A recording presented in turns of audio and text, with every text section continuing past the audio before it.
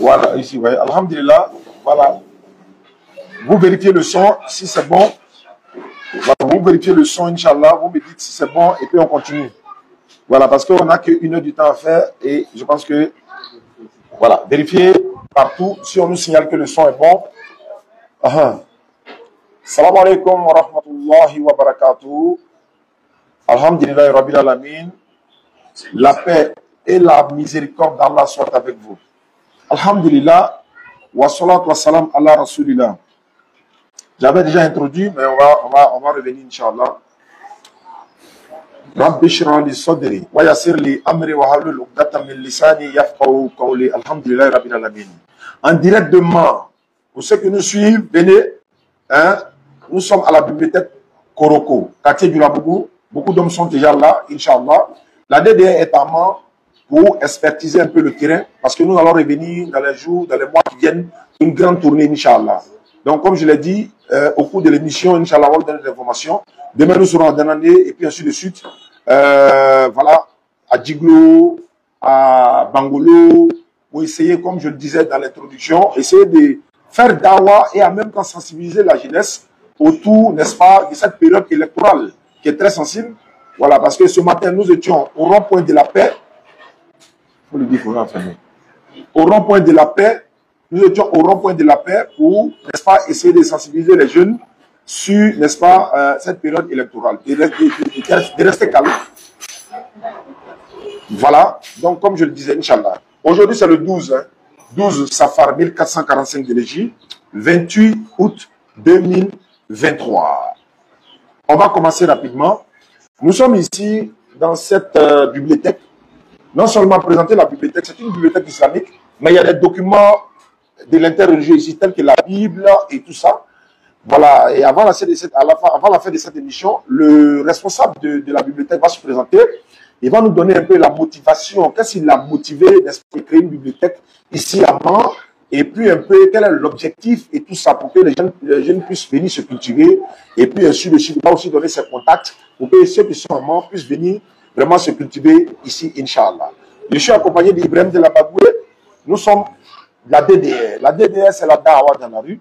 Et la Dawa peut se faire un peu partout. Vous voyez qu'aujourd'hui, nous sommes dans une salle où on est en train de parler, échanger, une causerie débat avec des frères et sœurs en Allah et des non-musulmans aussi qui sont là pour nous poser des questions. Alhamdulillah Rabbil Alamin. Faire dawa, parce que c'est notre but ça. Faire la dawa. Pourquoi? Nous faisons la dawa, montrer les vraies valeurs de notre religion et également, dans le domaine que nous exerçons, on peut appeler ça la religion comparée, l'interreligieux. Mais pourquoi comparer les religions? Non, on ne compare pas en tant que tel. Mais nous disons, si il y a la vérité, c'est qu'il y a le mensonge. S'il y a le vrai, c'est qu'il y a le faux. Donc, si j'ai la vérité, mon frère a la vérité, tout le monde se proclame avoir la vérité. Non, non, non, c'est pas vrai. Tout le monde ne peut pas avoir la vérité. Il y a forcément quelqu'un qui n'est pas dans la vérité. Et c'est dans cela que, il y a beaucoup d'années de cela, nous, jeunes musulmans, on a constaté que l'islam était trop resté dans les mosquées. L'islam était resté enfermé dans les mosquées. Mais c'est une lumière. Comme Allah dit dans le Coran, notre messager est venu vous tirer des ténèbres vers la lumière parfaite. Donc, l'islam est une lumière, le Coran est une lumière. Et si les gens n'ont pas accès au message de l'islam, s'ils n'ont pas accès à la lecture du Coran, ils diront non, mais moi je ne suis pas musulman, donc je ne peux pas aller à la mosquée. Moi je ne suis pas musulman, je ne peux pas aller en arabe. Moi je ne suis pas musulman, je ne peux pas faire ceci, cela. Donc nous disons, la da'wah de l'interreligieux que nous faisons, ça vous donne l'accès non seulement d'avoir le Coran en français, de le lire, ça vous donne encore l'accès au message de l'islam qui était, n'est-ce pas, dans les mosquées. Nos parents, nos imams, ils font la da'wah dans les mosquées. Nous avons déporté la da'wah des mosquées dans les rues pour que ça puisse être accessible à celui qui est de passage, qui s'arrête et il écoute le message de l'islam. Comme le frère Sallam l'a dit, transmettez de moi ne serait-ce qu'un seul message. On est d'accord? Donc si nous transmettons ne serait-ce qu'un seul message, et Allah dit dans le Coran, quiconque viendra avec un bien, Surah 6, verset 160, quiconque viendra avec un bien aura 10 fois autant. Mais celui qui vient avec un mal, il ne sera rétribué que par son équivalent. Donc si nous faisons la da'wah, nous transmettons ne serait-ce qu'un seul message, imagine la récompense que nous aurons. Et les frères d'à côté, les non-musulmans ont l'habitude de venir vous évangéliser. Ils viennent chez vous à la maison. Ils ont le courage. Ils vont vous accoster dans les rues. Frère, je peux te parler de l'évangile. Frère, je peux te parler de Jésus. Frère, je peux te parler du salut. Frère, je peux te parler du paradis. Mais la plupart des frères musulmans nous appellent matin, midi, soir. Vous avez vu les vidéos sur les réseaux sociaux. On fait les interventions rapides. Alors, Oustaz, bon, il y a des gars qui sont venus chez moi, ils viennent m'évangéliser, pardon, il faut intervenir. Oui, mais le jour que je serai dans la tombe là, j'ai intervenu comment? Il va falloir te défendre toi-même. Mais tu vas te défendre comment? Tu apprends. Maintenant, dans quelle occasion tu peux apprendre? Voilà ce que nous faisons. On donne l'occasion à chacun d'apprendre, de prendre note, de pouvoir apprendre. Nous, on a appris à travers d'autres personnes, tels que le docteur Abdul Majid, tel que Ahmed Didat, qu'Allah lui fasse miséricorde, Zakir Naïk est encore là, Ahmed, comment il s'appelle, Youssouf Estes est là, Khalid Hassine est là, ils sont nombreux. On a appris à travers eux, ne serait-ce qu'en regardant les vidéos. Ne serait-ce qu'en regardant les vidéos. Parce que quand tu veux quelque chose, là, voilà, tu peux. Surtout, Allah dit dans le Coran, quant à ceux qui luttent pour notre cause, nous les guiderons sur nos sentiers et Allah est en vérité avec les bienfaisants. C'est-à-dire quand tu luttes pour la cause d'Allah, Allah te donne l'argument qu'il faut. Il te donne la connaissance qu'il faut. Souvent, on est au Figaro, il y a des personnes qui rentrent, ils veulent poser des questions. Aka et moi, on est arrêté là. Et ceux qui n'a pas la réponse, il sait que je n'ai pas la réponse de la question que le monsieur pose. Mais on ne sait pas dans quelle magie Allah te donne la réponse de la question. Est-ce que vous comprenez? Mais c'est parce qu'il sait que tu es dévoué pour son travail. Si quelqu'un travaille ici dans cette bibliothèque-là, mais c'est le directeur de la bibliothèque qui lui donne les moyens de bien faire son travail. L'ordinateur se plante, il faut qu'il change. S'il y a des virus, il faut qu'il installe des antivirus. S'il a l'électricité, donc il a toutes les conditions pour pouvoir faire son travail. Mais Allah, pour lequel nous faisons le boulot, il ne va pas nous donner l'outil. L'outil de travail, c'est quoi? La connaissance qu'Allah nous donne.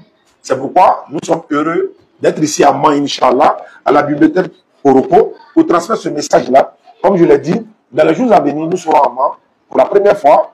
La DDR viendra à Man pour une tournée. Et je l'ai dit aussi lors de mon introduction, on est invité au Bénin.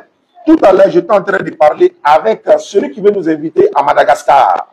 Il est déjà prêt, il n'attend que nous. Après l'émission, Inch'Allah, on va coordonner ça. Donc, c'est la grâce d'Allah. Ce n'est pas parce qu'il n'y a pas de musulmans à Madagascar. Ce n'est pas parce qu'il n'y a pas de savants musulmans au Bénin. Ce n'est pas parce qu'il n'y a pas de savants musulmans au Togo et également un peu partout dans le monde. Mais dans le domaine que nous exerçons, c'est dans ce cadre-là qu'il nous invite à aller contact le corps à corps avec les jeunes. Ce matin, comme je l'ai dit, je vais terminer sur ça. Nous étions à la place publique, à la place de la paix des morts. Pendant que les gens sont en train de faire la campagne, nous sommes en train de sensibiliser la jeunesse. Et aujourd'hui, alhamdulillah, la salle est presque pleine de jeunes. C'est vrai que ceux qui ont fait la campagne ont fini. Ils sont venus peut-être s'asseoir pour écouter maintenant la parole d'Allah. Mais c'est important. Mais ce qui est plus important, c'est que la politique aux politiciens, la religion aux religieux. Et si tous les religieux interpellaient les jeunes, la jeunesse, du danger qu'on peut avoir lors des périodes électorales, et puis avertir ou encore attirer l'attention de nos frères musulmans et non musulmans, voilà, beaucoup de choses peuvent se passer, quoi. Et c'est notre devoir de tous les jours. Donc vous allez essayer de vous enregistrer et puis vous allez poser des questions et puis on va essayer de donner des réponses sur ce que nous sommes en train d'échanger ce soir. C'est une causerie débat. Toutes les questions sont les bienvenues. S'il y a des questions dont on n'a pas la réponse, on va vous dire vraiment on n'a pas la réponse parce qu'on n'est pas censé tout savoir. Celui qui sait tout, c'est Allah subhanahu wa ta'ala. Et par ricochet, on a installé près de 5 bases depuis Abidjan, Béni ici, parce qu'on est en train de structurer la DDR, parce qu'on a nos papiers, nos documents et tout, et que ce soit en France, que ce soit en Côte d'Ivoire, ici, en Guinée, un peu partout. Donc, comme on est en train de structurer, nous aussi, on devient un modèle à suivre, on devient un exemple pour la jeunesse, Inch'Allah. Wassalamu alaikum wa rahmatullahi wa barakatuh. Je vais donner la parole à mon frère Ibrahim de la Bagoué. Il va introduire, il va faire son développement, et puis vous allez poser des questions, et puis on va essayer de répondre, Inch'Allah. Bismillah. أعوذ بالله من الشيطان الرجيم بسم الله الرحمن الرحيم إن الحمد لله الذي نحمده ونستعينه ونستغفره ونعوذ بالله من شرور أنفسنا ومن سيئات أعمالنا من يهد الله فهو المهتدي ومن يضلل فلن تجد له وليا مرشدا وأشهد أن لا إله إلا الله وحده لا شريك له وأشهد أن محمدا عبده ورسوله وصلى الله عليه وعلى آله وأصحابه ومن تبعهم بإحسان إلى يوم يقوم الناس لرب العالمين. Alhamdulillah, الذي أرسل رسوله بالهدى ودين الحق ليظهره على دين كله ولو كره المشركون. Alhamdulillah, louange à Allah, le maître du temps et des circonstances, créateur du temps qui exalte le temps et l'espace. Allah qui est la cause de toutes choses, la première cause qui cause les causes sans être causée, l'imposé. Après avoir glorifié, loué et magnifié Allah dans sa suprématie, dans sa grandeur, Allah qui est le superlatif au-dessus de toutes choses, nous implorons Allah afin qu'il déverse sa miséricorde infinie sur le prophète Mohammed alayhi salatu wassalam et tous ceux qui le suivent et qui le suivront jusqu'au jour du jugement dernier. Après cela, je vous transmets la salutation des habitants du paradis, cette salutation qui incarne la paix, la tolérance, la miséricorde, celle qui transcende toute barrière linguistique, spatiale et temporelle qui n'est rien d'autre que Assalamu alaikum wa rahmatullahi wa barakatuh. Wa alaykum assalam wa rahmatullahi wa barakatuh. Alhamdulillahi Rabbil Alamin. Nous louons Allah qui par sa grâce a permis que nous soyons à Mans et ensuite aujourd'hui à la bibliothèque donc Koroko pour cet échange avec les frères musulmans et même les non-musulmans qui nous suivent donc actuellement sur les réseaux sociaux. Le frère a fini de tout dire, nous sommes ici, c'est pour Allah et par Allah. Et les échanges que nous allons faire avec vous ce soir, c'est cette séance de questions-réponses. Nous ne venons pas par cet échange-là dire que vous aviez des questions ici qui n'ont pas pu peut-être être répondues par les savants de Mans. Non. Chacun a un domaine en matière de religion. Nos parents sont là, nos imams sont là. Ils ont les réponses à toutes vos questions. La plupart de nous sommes dans une bibliothèque. Quelle question tu poseras qui n'est pas ici, dont la réponse ne sera pas dans cette bibliothèque? Ne serait-ce que le seul Coran qui est ici. Dans la sourate 459, Allah est clair. Oh, vous qui croyez. Il dit en cas de divergence, référez-vous à Allah et à son messager. D'abord, il vous dit croyez en Allah et à son messager, ainsi qu'à ceux à qui Allah a donné l'autorité parmi vous. Et ensuite, si vous êtes donc en confrontation, en divergence sur un sujet, référez-vous à Allah et à son messager. Donc nous pensons qu'il y a des savants ici. Mais nous sommes ici dans le cadre de l'interreligieux. Bien. Donc toutes les questions sont les bienvenues. Islamiquement, comme dans le cadre de l'interreligieux, nous sommes prêts, il n'y a pas de souci, Inch'Allah, bi'iznillah. Les questions que nous ne pourrons pas répondre, l'humilité précède la gloire, nos imams sont là, ils nous aideront donc à vous apporter les éléments de réponse. Bien, donc je pense qu'on va commencer directement. Inch'Allah. On n'a pas assez de temps. Il n'y a pas de souci. Voilà, Inch'Allah. Merci. Ok, bismillah. Alors, Allons-y.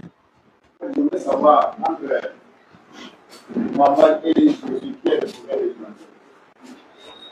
Le frère pose la question de savoir Mohammed sallallahu alayhi wa sallam, Jésus-Christ, la paix de Dieu soit sur lui, qui est le sauveur de l'humanité? C'est une question qui revient régulièrement et c'est normal parce que nous sommes ici, nous voulons être sauvés pour être, n'est-ce pas, dans le paradis, dans le Jannat al-Firdaus.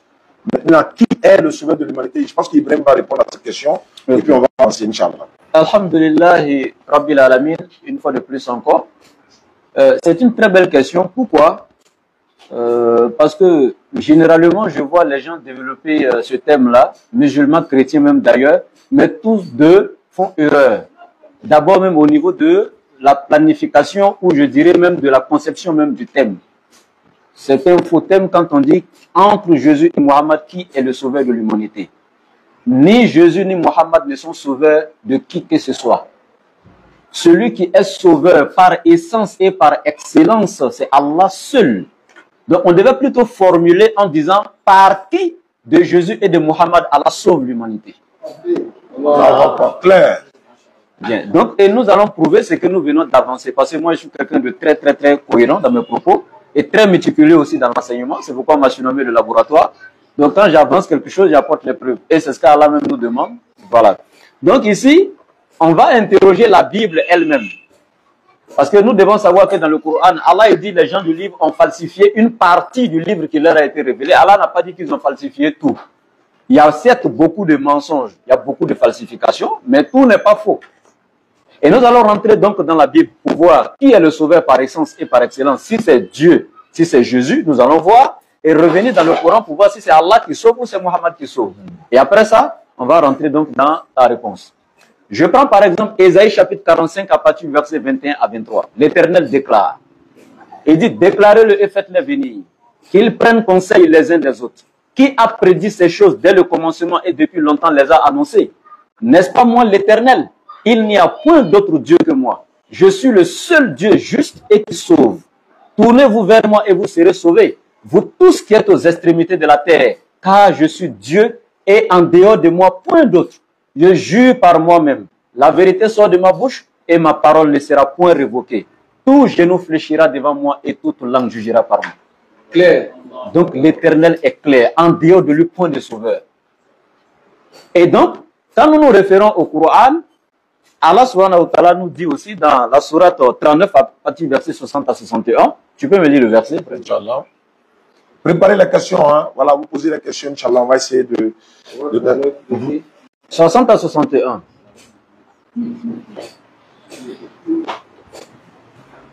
Sourate 39, verset 60.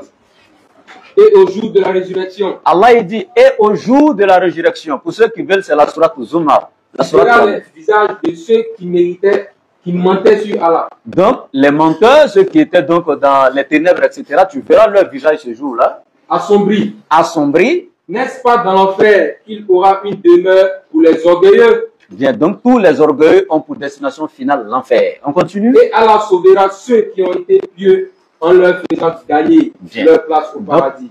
Allah il dit ici, et Allah sauvera ceux qui ont été tués. Donc ce n'est pas le prophète qui va sauver, c'est Allah qui sauve. Donc il est le sauveur par essence et par excellence, tel qu'il a déclaré dans Isaïe 45, en dehors de lui, point de sauveur. Ça va.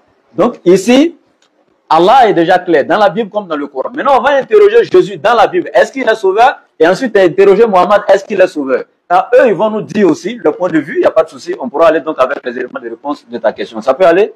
Ok. Il dit, je suis très méticuleux. Je prends Jean chapitre 5, verset 30. Jésus est clair. Et il dit, je ne peux rien faire de moi-même. Selon ce que j'entends, moi Jésus, c'est avec ça que je juge. Et mon jugement est vrai. Car je ne cherche pas à faire ma volonté, mais la volonté de celui qui m'a envoyé. Bien. Donc quand il dit qu'il ne peut rien faire de lui-même et qu'il est venu sur la terre pour se soumettre à la volonté de Dieu, il est venu ordonner ce que Dieu ordonne, interdire ce qu'il interdit, donc manifester la volonté de Dieu sur le plan horizontal comme vertical. Donc on va continuer dans Jean chapitre 20 à partir du verset 20 à 23. Il y a une dame qui est venue voir Jésus, la mère des fils de Zébédée. Et elle lui a dit, Seigneur, j'aimerais que dans le paradis, l'un de mes fils soit à ta droite et l'autre à ta gauche. Elle avait deux fils, il y a un qui s'appelait Jacques et l'autre Jean. Et Jésus va leur dire, pouvez-vous boire ma coupe? Ils vont répondre que oui. Jésus va dire, il est vrai que vous pouvez boire dans ma coupe, mais ce qui est du fait que l'un de tes fils soit à ma droite, moi Jésus au paradis, et l'autre à ma gauche, cela ne dépend pas de moi Jésus, cela n'est donné qu'à ceux à qui Dieu l'a réservé. Donc Jésus montre clairement que même le paradis ne lui peut pas donner à quelqu'un, à plus forte raison une place dans le paradis. Cela n'est donné qu'à ceux à qui Dieu l'a réservé. Dans Jean chapitre 17, verset 24, Jésus fait une prière à Dieu en lui demandant, je veux que moi Jésus, mes disciples qui sont là, soient avec moi là où je serai. Si Jésus était capable de les envoyer lui-même là où il veut, il n'allait plus demander à Dieu de le faire. Et donc, il commence par la volonté. Donc, alors que Dieu ne présente pas sa volonté devant quelqu'un, parce que Dieu, quand il décide une chose, son commandement consiste à dire soit et elle est aussitôt. Ok. Donc, ça, c'était à ce niveau. Il y a tellement de versets, on ne va pas rentrer dans tout ça. Et quand je prends le cadre de Mohammed alayhi salatu wa salam, surat 7, verset 188.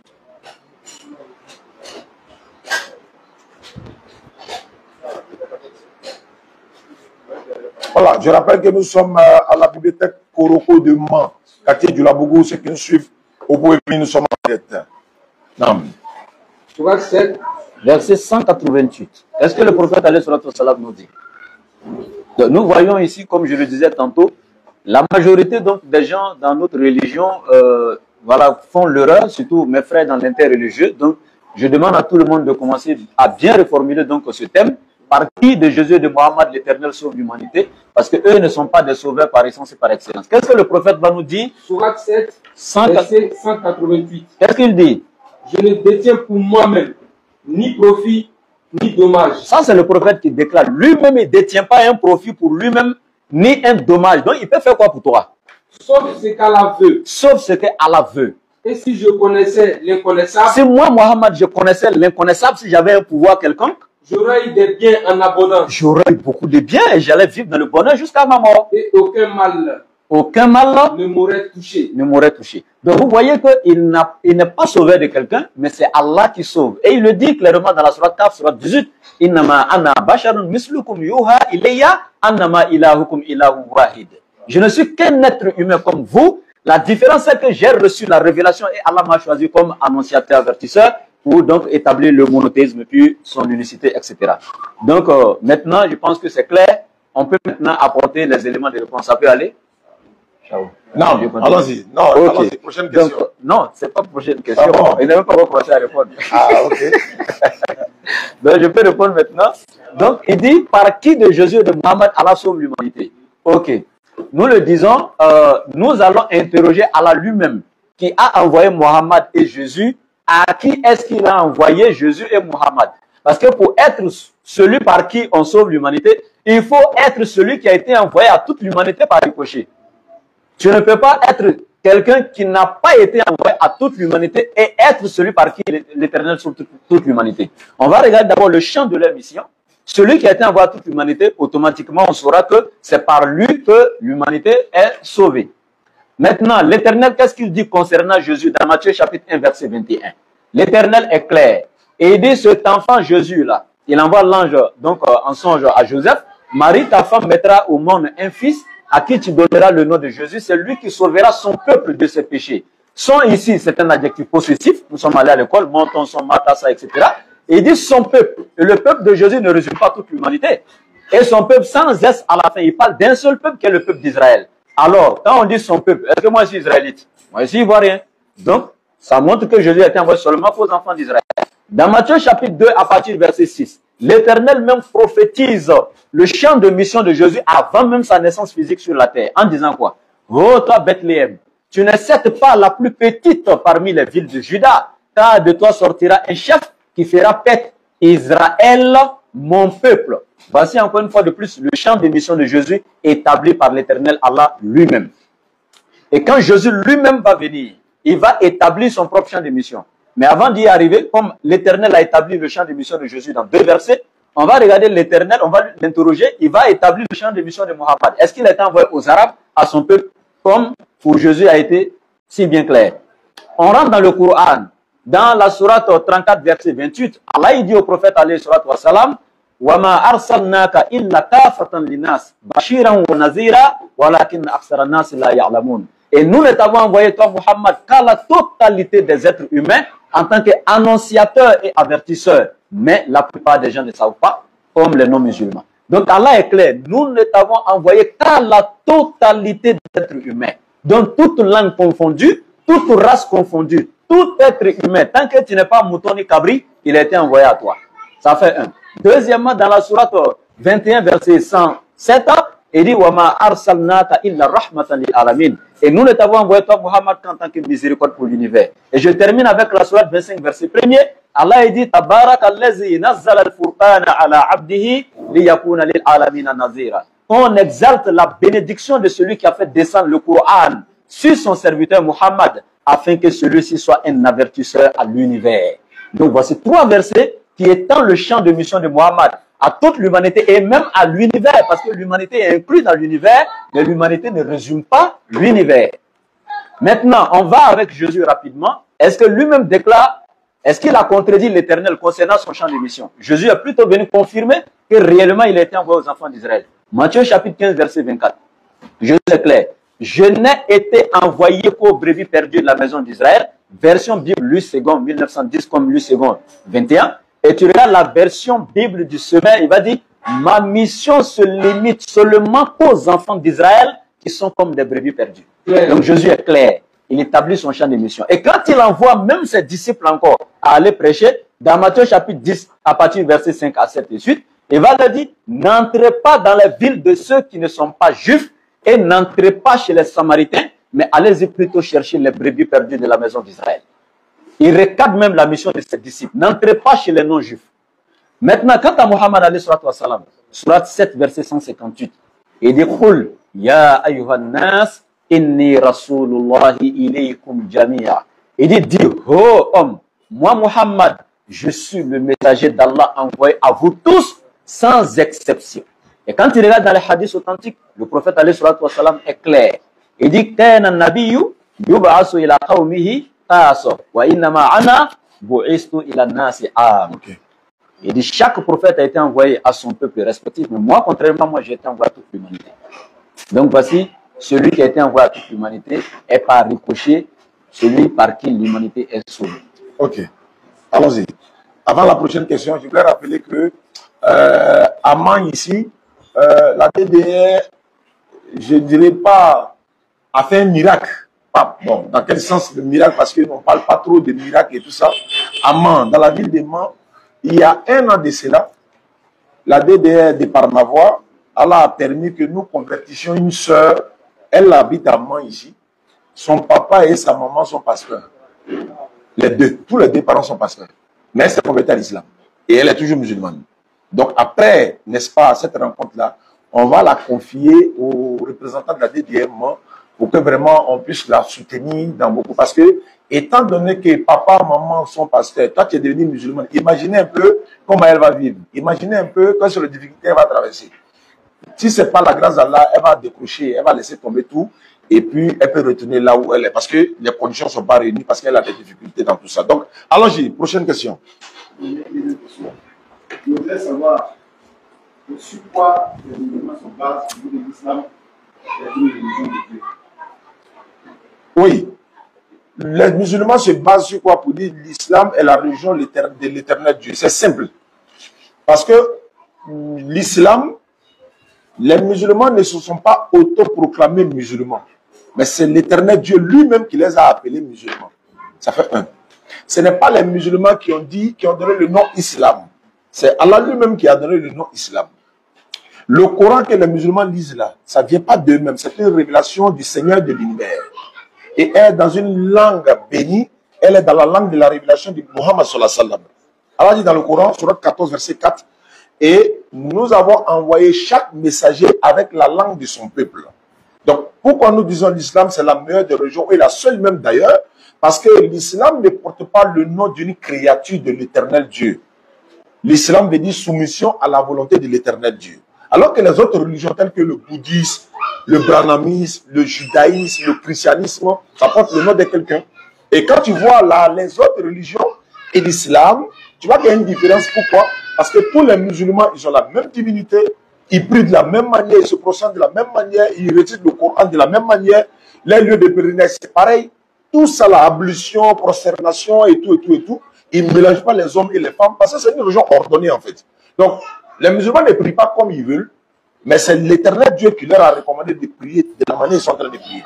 Quand on est dans une religion de l'éternel Dieu, on ne s'invente pas une manière d'adorer. C'est à Dieu de nous dire, même à l'hôpital, tu vas à l'hôpital, tu peux pas boire les comprimés comme tu veux. C'est au docteur de te dire, moi je te prescris les médicaments conformément à la prise de 2 matins, midi, le soir, etc. etc.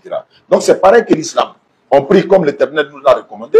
Le nom du Coran est dans le Coran. Le nom de notre pèlerinage est dans le Coran. Le nom de notre grand jour de prière vendredi est dans le Coran. Le nom de notre livre est dans le Coran. Notre salut est garanti dans le Coran. Donc tout ça est réuni pour qu'elle soit la meilleure des religions. Et c'était la religion de tous les prophètes. D'Adam alayhi salam jusqu'à en passant par Jésus et Moïse et tous les autres, jusqu'au dernier prophète Mohammed sallallahu alayhi wa sallam, c'est la religion universelle. C'est pas une religion des Arabes. C'est pourquoi un musulman, tu vois, nous sommes amants. N'importe quelle mosquée nous allons trouver, nous allons prier dedans. Ce n'est pas une mosquée de Yacouba, une mosquée de Bressé. Non, non, non. On rentre, on prie parce que c'est la même divinité. Mais quand tu compares ça aux autres religions, c'est pas pareil. C'est pas pareil. Donc c'est pourquoi souvent on a l'habitude de dire, mais si le prophète Mohammed sallallahu alayhi wa sallam descend sur la terre aujourd'hui, il va aller prier où? Mais dans n'importe quelle mosquée. Mais si Jésus descend aujourd'hui, il va aller prier dans quelle église? Il y a un problème. Parce qu'il y a, voilà, il y a beaucoup de problèmes dans le Jésus, Inch'Allah. Donc on va passer. Prochaine question. Il faut savoir, je voudrais qu'on lise la sourate 65, verset 4. Sourate 65, ok. La sourate du divorce, ok. Vous pouvez poser la question à ceux qui sont dans le public. Vous levez la main, voilà, le frère, et puis bon, comme il n'y a pas de micro, vous allez vous lever pour lire, Inch'Allah. Sourate 65, verset 4. Non. Si vous avez des doutes à propos de la période d'attente de vos femmes qui n'espèrent plus avoir de règles. Leur délai est de 3 mois. De même pour celles qui n'ont pas encore de règles. Et quant à celles qui sont enceintes, leur période d'attente se terminera à leur accouchement. Quiconque craint Allah, cependant, il lui facilite les choses. Nam, la question. La question, il m'a expliqué la partie de où il a dit de même celles qui n'ont pas encore de règles. Ok. Oui. J'ai déjà vu beaucoup de non-musulmans parler de ça et traiter le prophète Mohammed de tous les noms. Voilà. Les musulmans marient les bébés, etc. Parce qu'on dit non, de même celles qui n'ont pas de règles. D'abord, la sourate parle du divorce. Le titre même, c'est le divorce. Allah parle de 3 catégories de femmes. Il y a celles qui sont ménopausées, celles qui sont enceintes et de même celles qui n'ont pas de règles. C'est-à-dire les délais. C'est-à-dire que le divorce, si tu veux vraiment la divorcer, voici les 3 périodes. Celles qui sont ménopausées, là, 3 mois. Là, après les 3 mois, tu peux la divorcer. Celle qui est enceinte, là, à son accouchement.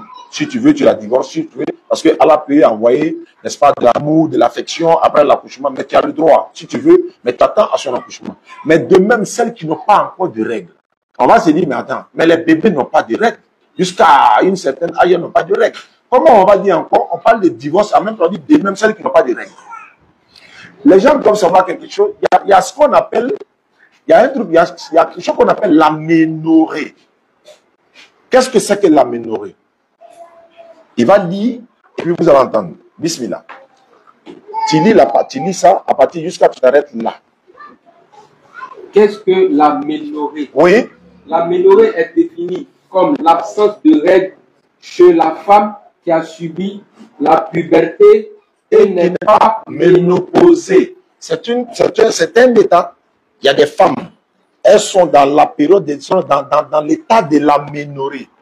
L'aménorrhée se définit comme une femme qui est déjà ménopausée, c'est-à-dire voilà, et celles, n'est-ce pas, qui sont déjà, on dit, l'absence de règles chez la femme qui a subi déjà la puberté. Elle a subi la puberté, mais elle ne voit pas ses règles. Et elle n'est pas aussi ménopausée, mais elle ne voit pas ses règles. Ce n'est pas le bébé. Cet état-là, on appelle ça l'état de l'aménorrhée. Mais les gens pensent que non, c'est des bébés, parce que voilà. Mais comment on peut parler dans un contexte de divorce d'un bébé? Le titre même, c'est le divorce. Le divorce. Même, je peux aller plus loin. Il y a des femmes, vous allez sur Internet, vous tapez. Elle est née jusqu'à l'âge de 20 ans, elle n'a jamais eu ses règles. Il y a des femmes comme ça.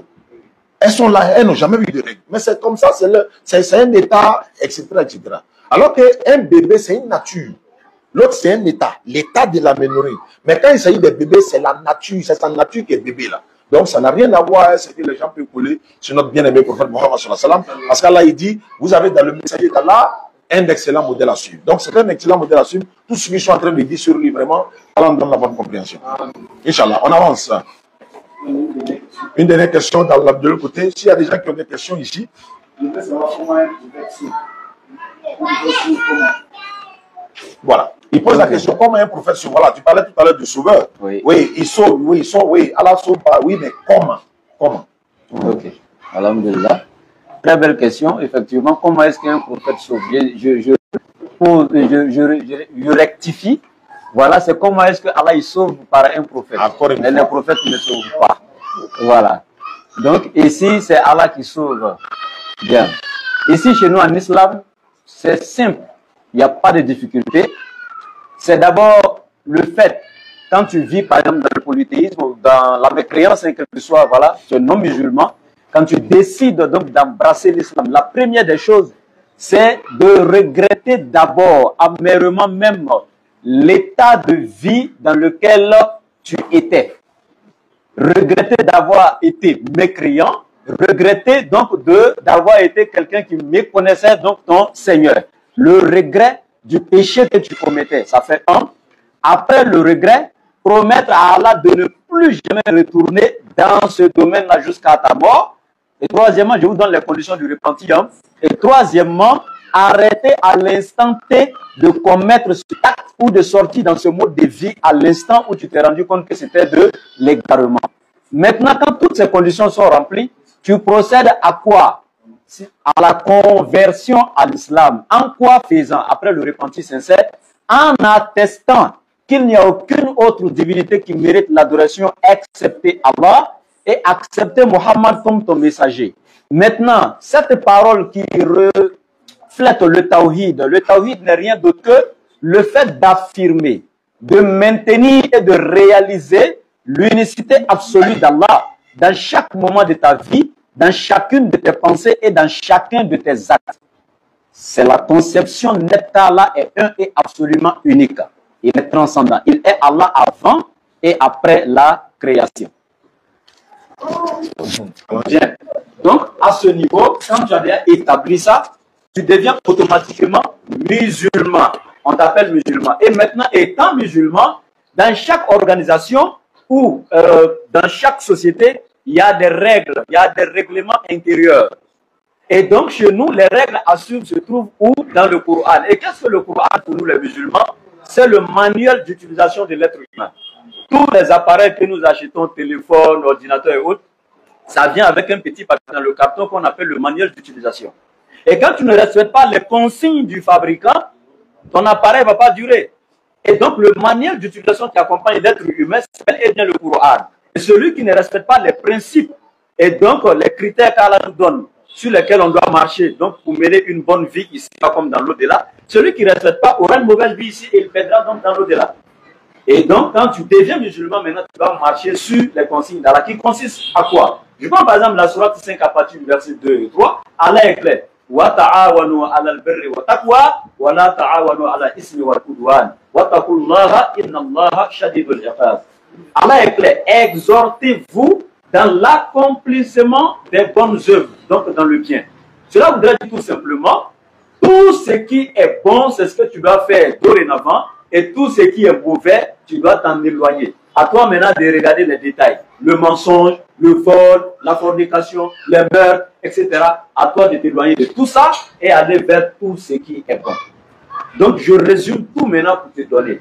Pour nous, le moyen du salut n'est rien d'autre que de reconnaître Allah comme ton Seigneur, Muhammad alayhi salam comme ton messager, et te soumettre au commandement d'Allah en accomplissant les 5 prières qui t'ont été prescrites par Allah, en accomplissant le jeûne du mois de Ramadan, en accomplissant la zakat si tu as les moyens, en accomplissant le pèlerinage si tu as les moyens, en te conformant donc à la révélation d'Allah.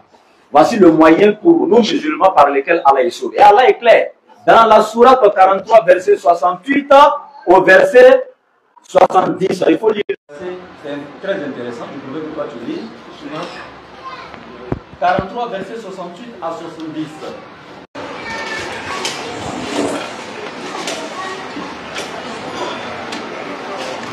On va mot par mot rapidement.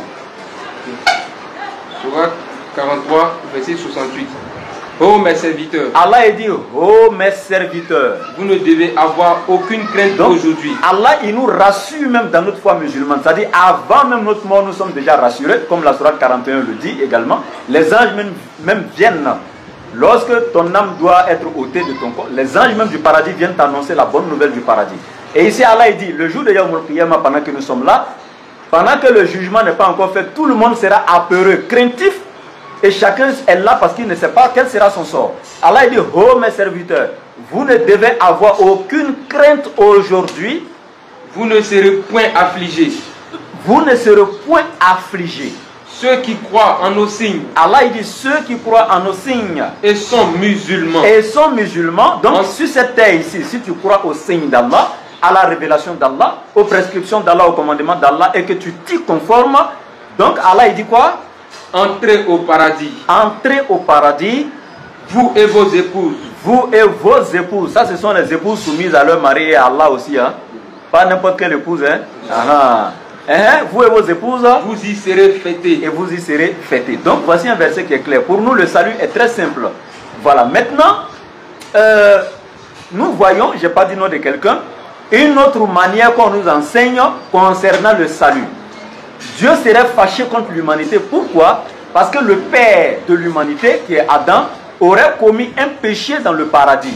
Et après avoir commis ce péché, l'Éternel serait tellement en colère contre lui, rien n'a pas pu apaiser la colère de l'Éternel contre Adam, ni le repentir d'Adam, ni quoi que ce soit. Tous les prophètes sont venus, les Noé, les Abraham, les Moïse. Tous ces prophètes-là n'ont pas pu donc apaiser la colère de l'Éternel.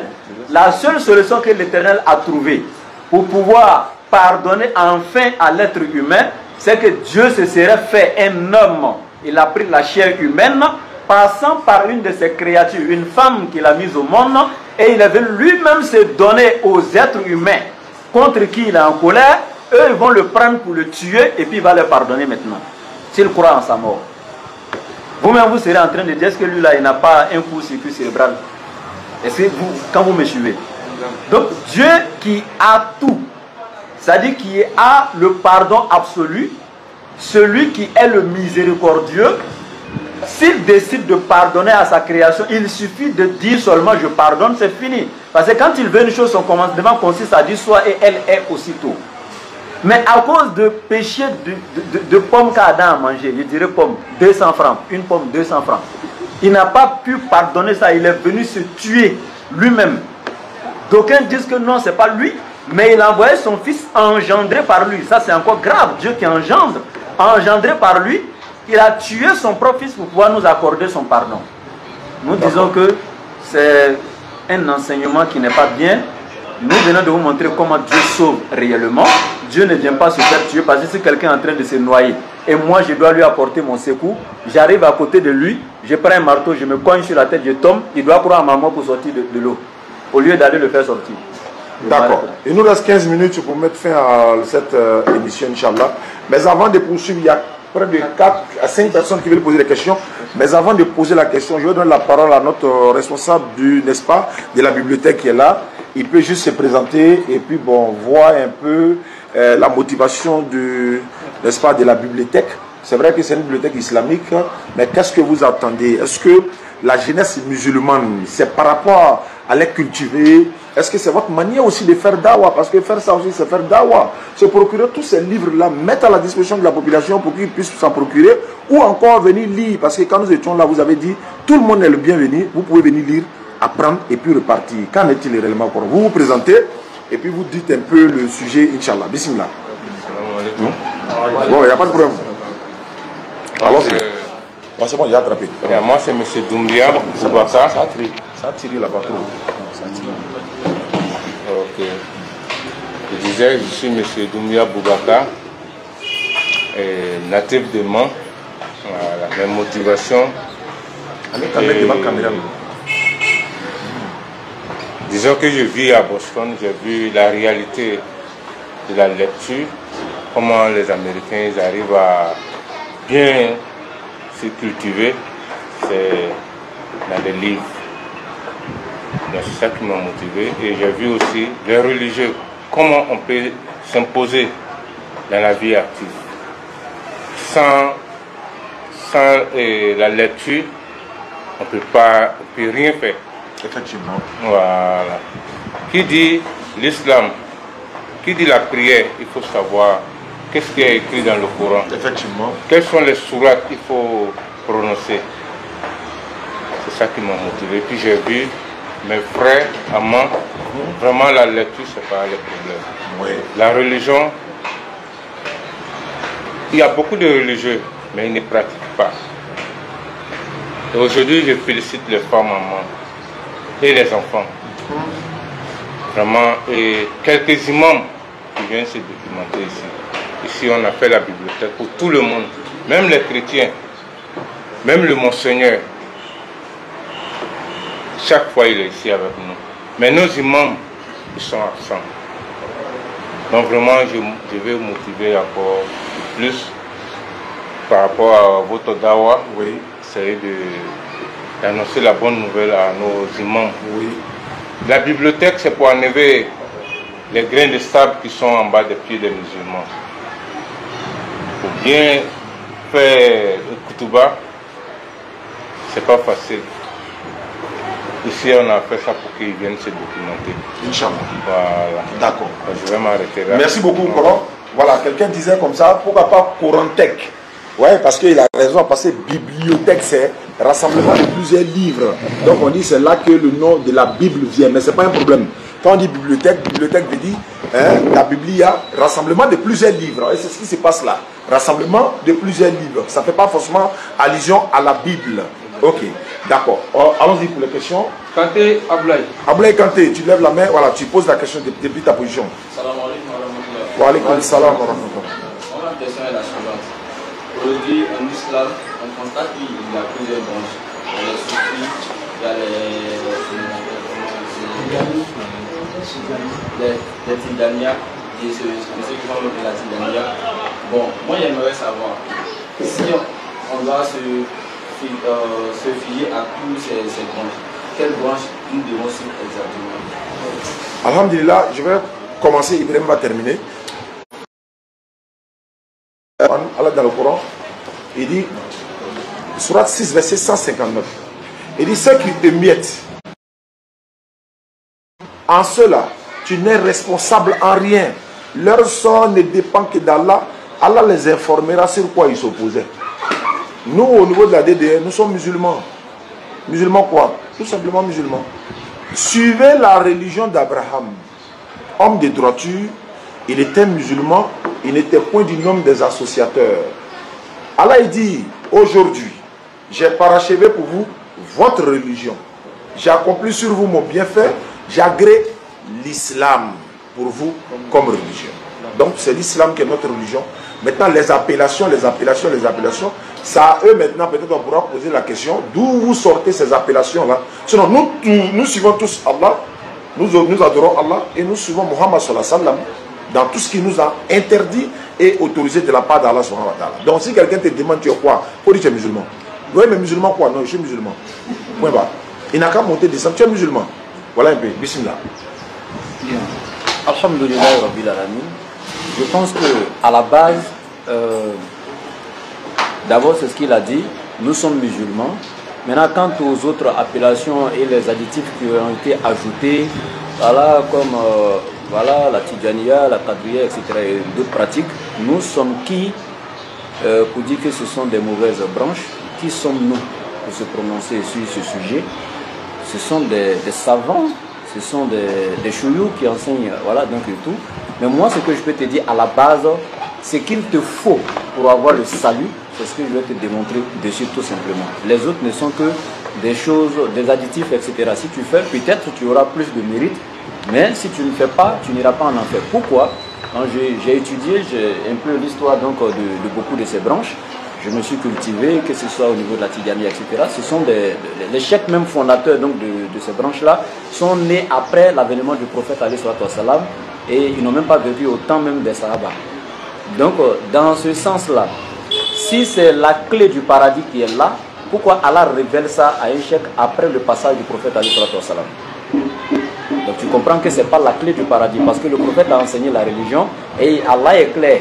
Dans la sourate 5, quand le prophète partait à partir du verset 3, Al-Yawma akmaltu lakum dinakum wa atmamtu alaykum ni'mati wa raditu lakumul islam din. Aujourd'hui, j'ai parachevé pour votre religion.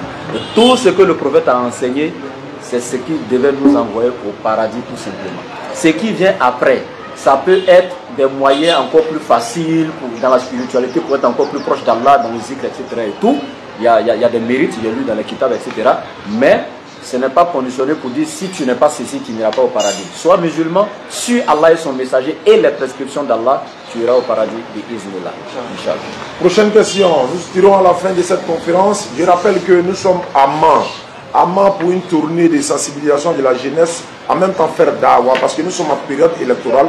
Et il est de notre devoir au niveau de la DDR d'essayer de, n'est-ce pas, de participer aussi, n'est-ce pas, à la sensibilisation de la jeunesse autour de cette période électorale. Nous sommes à Mans, n'est-ce pas, à la bibliothèque Koroko de Mans, de la Bougou. Et en même temps, nous profitons pour installer la base de Mans. Et nous allons ici, Inch'Allah, revenir dans les jours, dans les semaines, dans les mois à venir, pour une grande conférence à Mans. Demain ou après-demain, nous serons Inch'Allah à Danané et ensuite nous serons à Djiglo, nous serons également à Bangolo. Essayez de sensibiliser les jeunes autour, n'est-ce pas, de cette période, comme nous l'avons dit, de, n'est-ce pas, écouter le message de l'islam encore une fois, Inch'Allah. Allons-y. Anne-Mariam. Wa alaykoum salam wa rahmatullahi wa barakatuh.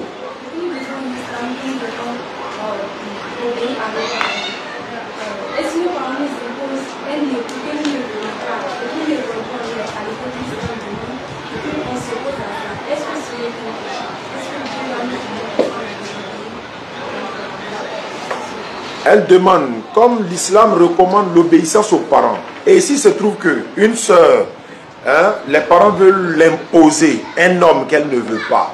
Elle a même dit qu'il n'est pas dans ses critères à elle.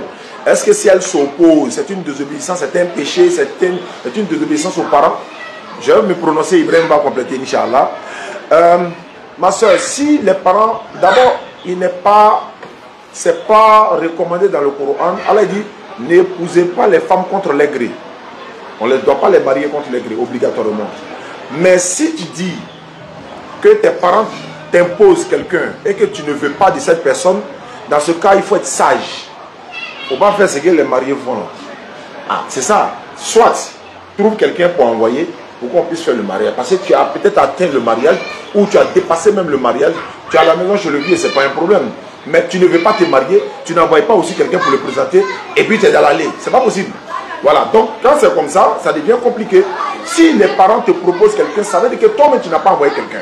Si tu envoies quelqu'un qui est musulman, et que les parents aussi ne cherchent pas un critère de richesse, ou encore un critère qui n'a rien à voir avec les critères, les 4 critères que Mohammed a enseigné, il peut avoir un problème. S'opposer aux parents, le Coran dit on peut s'opposer aux parents de la manière, c'est-à-dire avec la manière, mais sauf si il t'amène à la désobéissance à Allah. Mais en même temps, Allah dit de ne pas les épouser contre les grés. Bon, si les parents, je vais terminer sur ça, ils veulent te donner en mariage, tu dis tu ne veux pas, sois capable de les présenter quelqu'un auquel ils peuvent accepter. Sinon toi, quand même, tu ne peux pas être amant.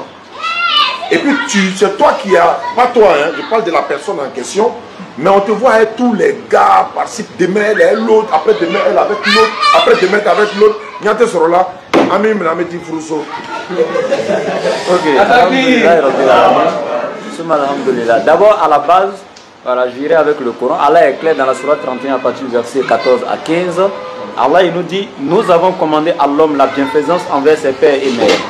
Sa mère l'a porté subissant pour lui peine sur peine. Son sevrage a lieu à 2 ans. Sois reconnaissant envers moi ainsi qu'envers tes parents.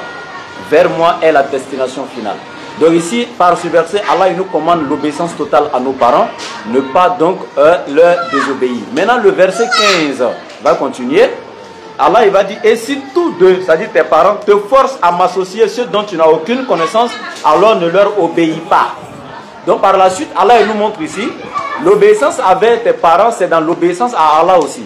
Mais si tes parents t'exhortent à aller désobéir à Allah, Allah t'interdit de leur obéir dans lui sa désobéissance. Est-ce qu'on se comprend? Ok. Maintenant, pour répondre à ta question, est-ce qu'on peut marier une fille contre son gré? Il a déjà dit effectivement, Allah dit n'épousez pas les femmes contre leur gré, ce qui est clair.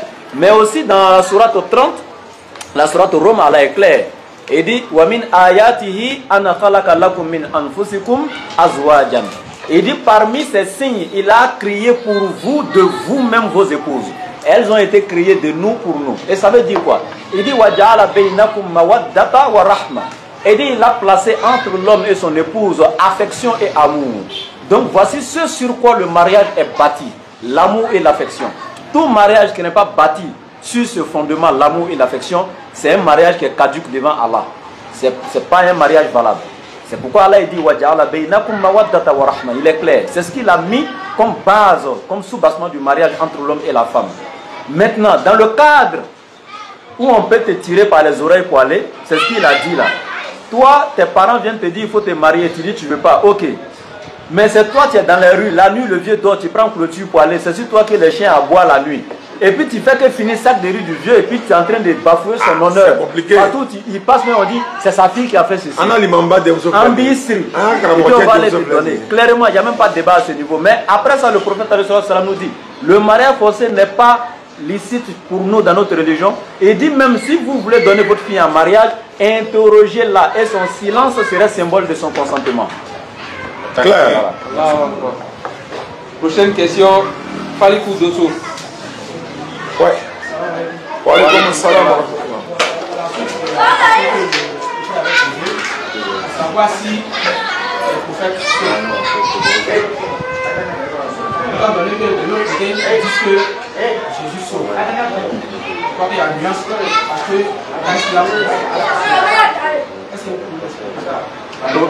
Ok. Répète sa question. Cette nuance, il dit Étant donné qu'en islam, c'est Allah qui sauve, nous avons démontré. Et comme dans l'autre côté, on dit c'est Jésus qui sauve, cette nuance-là, il veut savoir. Et en réalité, il y a ce qui est enseigné par Jésus et il y a ce qui est enseigné sur Jésus. Nous travaillons avec ce qui est enseigné par Jésus, parce que dans Jean 14, 24, Jésus est clair. Celui qui ne m'aime pas ne garde point mes paroles. Et les paroles que vous attendez ne sont pas de moi, mais du Père qui m'a envoyé. Donc comme nous, on aime Jésus, nous les musulmans, nous on garde ses paroles. Et moi, je vais te donner des versets où Jésus lui-même déclare qu'il ne sauve pas. Maintenant, si quelqu'un vient te dire après que c'est Jésus qui sauve, toi-même tu sauras la nuance. La nuance, c'est que cette personne contredit Jésus lui-même. Jésus est clair dans Jean 5,30, le verset que j'ai donné ici en amont. Il dit, moi Jésus, je ne peux rien faire de moi-même. Je m'arrête même là, je ne peux rien faire de moi-même. S'il ne peut rien faire de lui-même, peut-il te sauver? Non. Quand Jésus a été crucifié, dans Acte 5, verset 29 à 30, Simon-Pierre et les disciples répondirent, il faut obéir à Dieu plutôt qu'aux hommes. Jésus-Christ que vous avez tué en le pendant au bois, Dieu l'a élevé par sa droite en faisant de lui prince et sauveur pour donner à Israël la repentance et le pardon des péchés. Mais Simon-Pierre dit, Jésus qui est mort là, c'est Dieu qui est venu en aide, c'est Dieu qui l'a ressuscité. Quand bien même que dans la foi musulmane, nous ne croyons pas qu'il a été tué, mais je me réfère à leur Bible pour montrer la contradiction entre eux et leurs propres livres. Si c'est Dieu qui l'a ressuscité, il est sauveur, il n'a pas pu se sauver de la mort, il est mort, c'est Dieu qui vient le ressusciter. S'il est le sauveur, le Dieu qui l'a envoyé, lui, il est qui? Question. Donc, je termine ta réponse dans Jean chapitre 3, verset 16. Dieu a tant aimé le monde qu'il a donné son Fils afin que quiconque croit en lui ne périsse pas mais ait la vie éternelle. En vérité, le Fils de Dieu n'est pas venu dans le monde pour que le monde soit jugé par lui, mais plutôt pour que le monde soit sauvé par lui. C'est par lui que Dieu sauve le monde, mais ce n'est pas lui qui est le sauveur par essence et par excellence. Parce que c'est Dieu qui a aimé le monde et qui a donné son Fils. Si moi je te donne un sac de riz pour finir la faim dans ta famille, tu as fini de manger, tu es rassasié, au lieu de me dire à moi le donateur merci, tu vas t'agenouiller devant le sac de riz pour dire merci. Rapidement pour compléter, on a dit ceci, c'est par lui que Dieu sauve. Hein. Oui, mais c'était seulement pour les enfants d'Israël, il faut préciser. Claire. Parce que les gens ont l'impression que Jésus a été envoyé à l'humanité tout entière, mais sa mission se limite aux enfants d'Israël. Parce que Jésus n'était pas sauveur à l'époque quand Abraham était là. Dieu ne sauvait pas par Jésus à l'époque d'Abraham. Dieu ne sauvait pas par Jésus lorsque Moïse était là. Dieu sauvait le peuple de Moïse par Moïse, le peuple d'Abraham par Abraham, le peuple de Jésus par Jésus, l'humanité tout entière par Mohammed sallallahu alayhi wa sallam. Voilà. Prochaine question, soirée Muhammad. Oui. Wa alaykoum salam.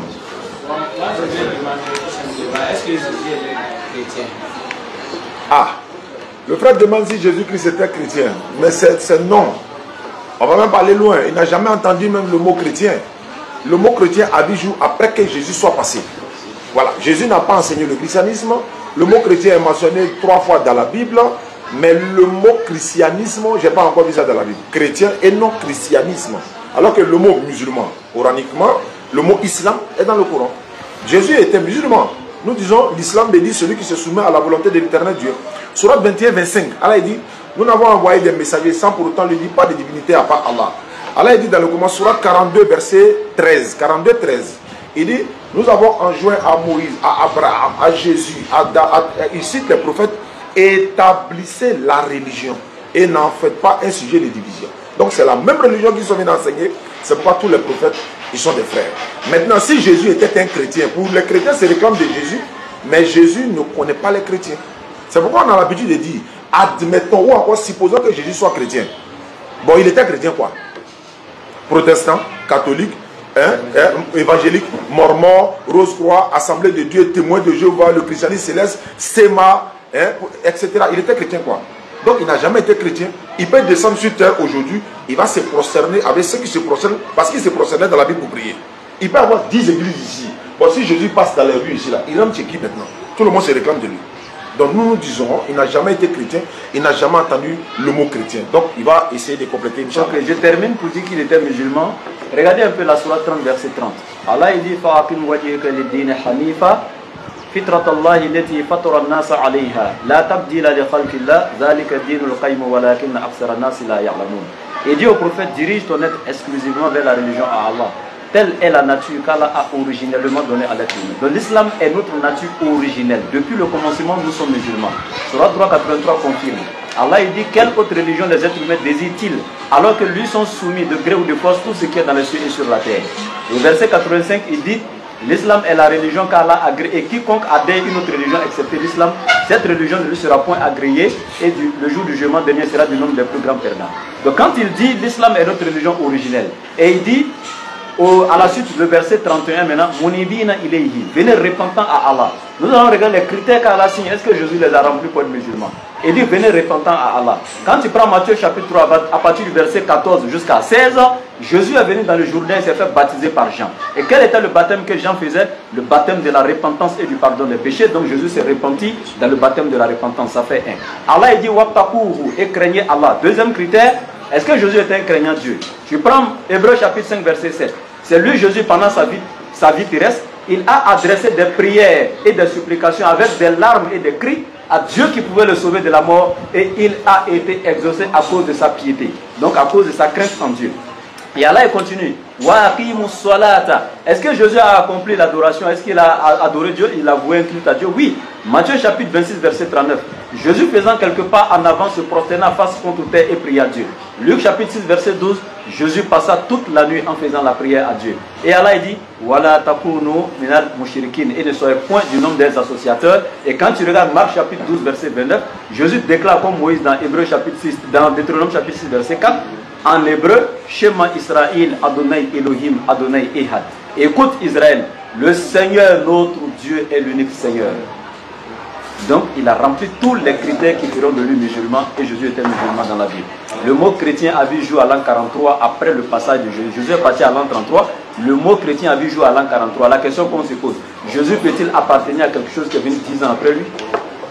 Merci beaucoup. C'était la conférence débat. Il y a une dernière question, c'est fini? Parce que le temps, voilà. Une dernière question. Si c'est tout cas. Lui, ouais, comme ça. Avec qui? Ok.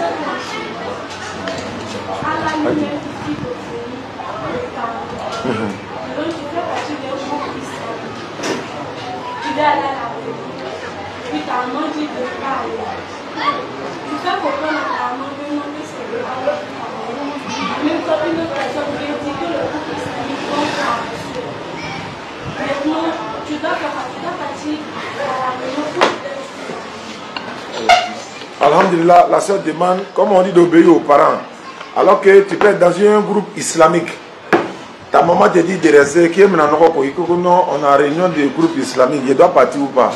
Si tu t'en vas là, il faut dormir là-bas. Voilà. Comment ça? Au moment où il était là, souffrir avec toi dans son ventre, le groupe islamique était là. Ah, parce que, il n'y a pas de débat dedans même. Tu obéis à ta maman, groupe islamique là. C'est vrai, c'est bon pour la jeunesse, ça nous éduque, mais maman vient en priorité quoi. Voilà, il faut obéir à maman. Parce que par exemple, bénédiction que tu cherches chez maman là, peut-être que ceux qui vont aller pour te laisser en train de chercher bénédiction de maman, demain tu seras chef du groupe islamique là, par rapport à ceux qui sont partis apprendre avant toi. Donc il faut respecter maman, c'est très important. Je ne vais pas rentrer dans tous les détails, mais je sais de quoi je parle. L'obéissance à maman fait partie même de l'adoration d'Allah.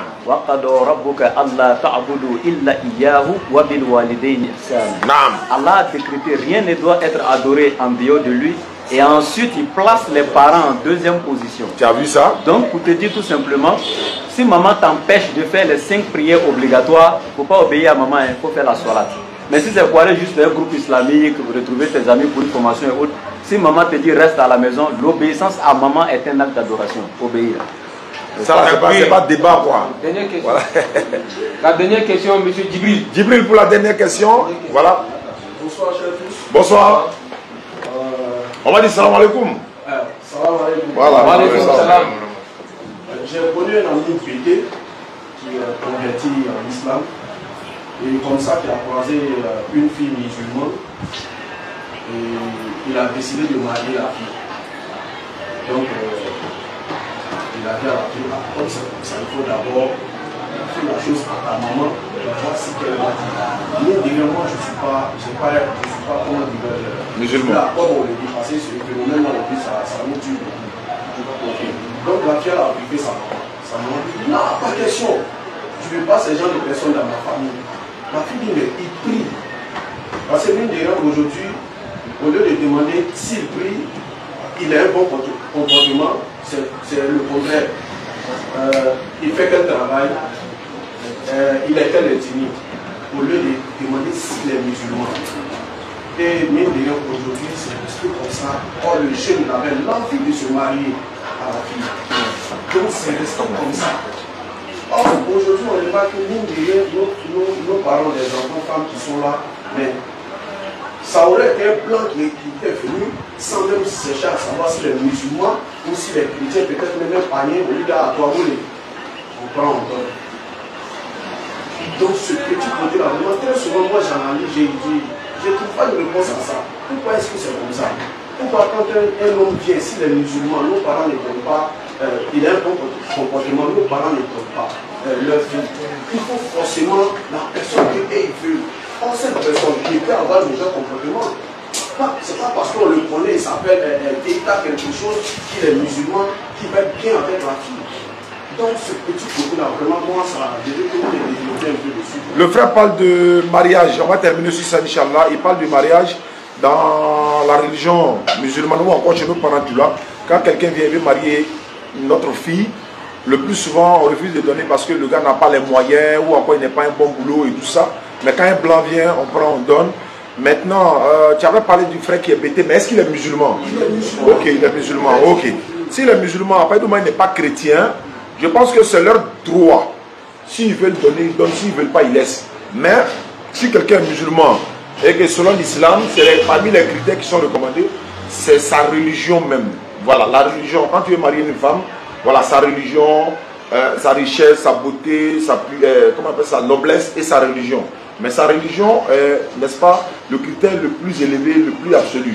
Maintenant, s'ils ne veulent pas donner, sincèrement, on ne peut pas les obliger. Mais en même temps, on peut parler aux autres parents pour dire, mais en même temps, quand vous refusez de donner les filles à mariage et que le monsieur est musulman, il peut s'occuper de la fille. Quand vous refusez là, mais si elle a pris grossesse au dehors, elle va venir mettre ça sur vous.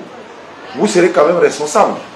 Il y a des cas qui arrivent, on peut comprendre. Mais si la fille, elle est prête à se marier, le monsieur veut la marier, les parents refusent parce que celui n'a pas les moyens, islamiquement, ce n'est pas ce qui est demandé. Il peut nourrir la fille, non? Oui. Il est musulman, oui. Certains critères qu'on demande si on peut, s'ils veulent, ils doivent donner, mais on ne peut pas les obliger. Donc, mais le système est au courant. Il y en a même, il y a des associations qui sont là. Ma fille veut se marier, par exemple, et que les membres de l'association ne sont pas là. La femme, la maman refuse. Parce qu'on nous attendons au pays. Parce que moi, il y a cotisé pour les autres. On doit attendre peut-être 3 mois d'abord avant que le tour arrive 6 mois. Parce qu'ils vont cotiser pour me donner. Alors, il a jeté la vie. Allez, ça devient grave. Donc, certains aussi viennent. Même il y a des personnes, il n'a qu'à venir garer une grosse voiture tout à l'heure, comme tu l'as dit. Les gens vont commencer à s'intéresser à lui à cause de l'intérêt qu'on voit. Et le plus souvent aussi, les jeunes refusent d'aller demander la main de nos filles en mariage. Parce que quand il vient là, c'est les 10 complets on demande. Il y a des familles là, c'est 10 bœufs. Ils ont dit 10 bœufs, chez eux là c'est coutume. Mais il va quitter ça où ça? Il n'a pas donné 10 bœufs quoi. Mais il va... Non, c'est compliqué. Donc ça existe vraiment. Donc on ne fait que dénoncer. Il y a d'autres situations également, on dit non, tel prénom ne peut pas marier tel prénom. Lui là ne doit pas marier lui là. Mais c'est pas islamique. Ça n'a rien à voir avec l'islam. Il est musulman, oui. Le prophète sallam a marié des noirs, des juifs, etc. etc. Mais quand on donne la bonne compréhension, comme on a dit, on a dans le messager d'Allah un excellent modèle. Les parents n'ont qu'à sciencer. Le gars, il remplit les critères, il a un bon comportement. C'est vrai, on ne peut pas prendre nos enfants aussi, donner à n'importe qui, même s'il a les moyens. Il peut avoir les moyens, non? Alors que c'est le plus grand chercheur, courant des jupons même de la ville. Bon, tu as regardé le petit truc qu'il a pris pour venir, tu prends ta fille, tu donnes, après on commence à regretter. Quand on donne la bonne compréhension, bismillah, c'est sur ça qu'on va terminer. Je vais terminer rapidement. Je vais répondre tout simplement selon l'islam. Parce que l'islam ne vient pas s'adapter à nos coutumes, nos modes de vie et nos envies, mais c'est nous qui devons nous adapter aux enseignements de l'islam. C'est clair. Bien, donc à ce niveau-là, est-ce que... qu'est-ce que l'islam nous dit? J'irai directement droit au but. L'islam nous dit, tant que la personne est musulmane et est de bonne moralité, automatiquement le mariage est permis. Parce que l'islam est une... Les musulmans sont des croyants, ce sont des frères. Allah il dit dans la sourate 49, Innamal mu'minuna ikhwa.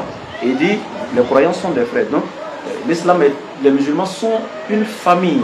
Allah ne regarde pas tu es Djoula, tu es Senfou, tu es Bété, tu es Yacouba. Allah ne regarde pas ça. Tant que tu dis Ashhadu an la ilaha illallah wa ashhadu anna Muhammadur Rasulullah, tu deviens automatiquement musulman. Et il est permis que cet homme-là se marie à n'importe quelle femme musulmane de bonne moralité, ou cette femme-là se marie à n'importe quel homme musulman de bonne moralité, parce que l'islam transcende toute barrière linguistique, spatiale et temporelle. Ces histoires d'ethnie et autres, l'islam surpasse tout ça. L'islam a placé tous les êtres humains au même pied d'égalité. C'est pourquoi le prophète, lors de son pèlerinage d'adieu, il a dit ô homme, il dit vous êtes tous d'Allah, c'est votre créateur, et Adam, vous êtes tous ses descendants, il est votre père. Donc toute l'humanité. Et il dit l'arabe ne sera pas supérieur à un non-arabe, ni un non-arabe supérieur à un arabe, ni un blanc supérieur à un noir, ni un noir supérieur à un blanc, que par la piété. Le meilleur d'entre vous est celui qui craint Allah le plus. Ok, merci beaucoup. C'était cette petite causerie débat ici, n'est-ce pas, à la bibliothèque Koroko de Mans, quartier du Labougou. On rappelle que demain, Inch'Allah, nous serons à Danané encore pour peut-être sensibiliser encore la jeunesse au niveau de cette période électorale et en même temps implanter la base des DDR de Danané. Également, nous irons à Djiglo. Essayez encore de sensibiliser la jeunesse. Je répète encore cette période, nous avons décidé nous-mêmes de se lever, venir sensibiliser les jeunes, n'est-ce pas? On est musulmans, on fait la dawa et ça fait partie de la dawa. Pour dire élection sans violence, élection sans mort. Parce qu'on ne veut pas voir nos enfants en train de se faire tuer dans les rues à cause d'une période électorale. Les gens n'ont qu'à aller voter. Votez le candidat que vous voulez. Celui qui a gagné, a gagné. Et qu'Allah met la paix dans toute la sous-région, que ce soit au Mali, que ce soit en Guinée, que ce soit au Burkina, que ce soit au Niger, que ce soit au Sénégal et en Côte d'Ivoire. Parce que le Cheikh Aïma disait comme ça, quand il y a le feu chez ton voisin, il faut prier pour lui. Parce que le feu, la paix arriver chez toi. Donc c'est pour cette raison que nous faisons cette doigt-là. Merci beaucoup. Voilà, il est l'heure de Maghrib. Maghrib à Amman, c'est à 18h55. Donc il est 43. Donc à Abidjan, il peut être 30, mais il est 43 ici à Amman. Donc, et la DDR sera à Amman très bientôt, Inch'Allah, pour une grande tournée. Wassalamu alaikum wa rahmatullahi wa barakatuh. Voilà, merci beaucoup.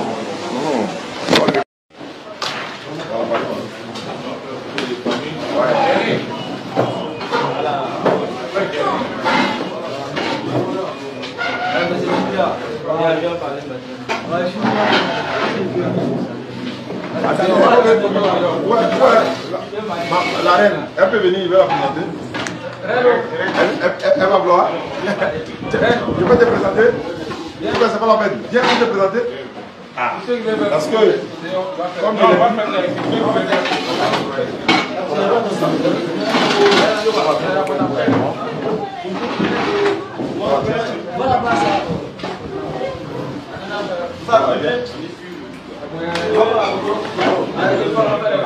non, je vais finir le direct, Inch'Allah. Voilà, amis internautes, comme je le disais, voici Reine qui est là. Elle était chrétienne. Elle s'est convertie à l'islam. Il y a près de 2 ans de cela. Son père et sa mère sont pasteurs, les gars. Papa, maman, pasteur. Donc, elle traverse des moments difficiles, c'est normal. Mais imagine un peu, papa te dit d'aller à l'église. Maman te dit d'aller à l'église. Et tu es là. Souvent, elle est contrainte d'aller à l'église. Dès qu'elle quitte là-bas, elle revient faire sa prière. Elle nous demande des droits, elle nous demande vraiment... À un moment donné, on l'avait mise au dehors, donc on s'est mobilisé un peu pour essayer de la soutenir. Elle a besoin de soutien, elle est même enceinte déjà, donc voilà, on va prier qu'Allah facilite cette situation. On a vu que nous suivons à travers le monde. Elle est là, elle est à Mans, on l'a confiée déjà à la communauté musulmane d'ici, et également à la DDR de Mans. Et après ce direct-là, je vais avoir plus d'informations sur son cas actuel. Et puis, Inch'Allah, vous connaissez déjà nos numéros, contactez-nous. Et puis, bon, voilà ce que vous pouvez faire, Inch'Allah. Wassalamu alaikum wa rahmatullahi wa barakatuh. Merci de regarder cette vidéo.